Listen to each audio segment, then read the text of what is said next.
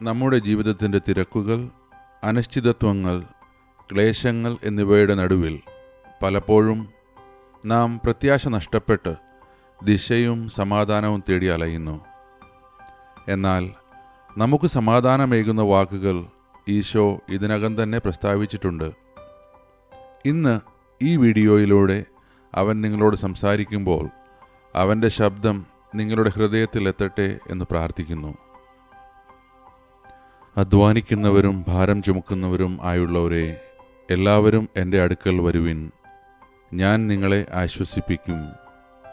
ഞാൻ സൗമ്യതയും താഴ്മയും ഉള്ളവനാകയാൽ എൻ്റെ നുകം ഏറ്റുകൊണ്ട് എന്നിൽ നിന്ന് പഠിപ്പിൻ.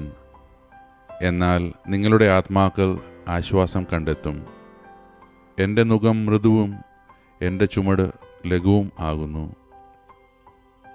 ഞാൻ നിങ്ങളോട് പറയുന്നു, എന്തു ഭക്ഷിക്കും, എന്തു പാനം ചെയ്യും എന്നു ജീവനെക്കുറിച്ചോ എന്തു ധരിക്കും എന്നു ശരീരത്തെക്കുറിച്ചോ നിങ്ങൾ ഉത്കണ്ഠാകുലരാകേണ്ട.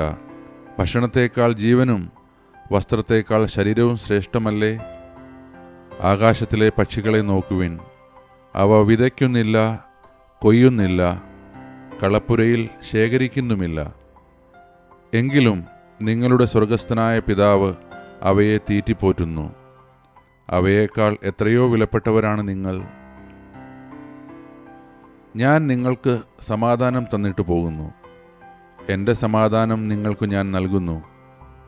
ലോകം നൽകുന്നത് പോലെയല്ല ഞാൻ നൽകുന്നത്. നിങ്ങളുടെ ഹൃദയം അസ്വസ്ഥമാകേണ്ട, നിങ്ങൾ ഭയപ്പെടുകയും വേണ്ട. വഴിയും സത്യവും ജീവനും ഞാനാണ്.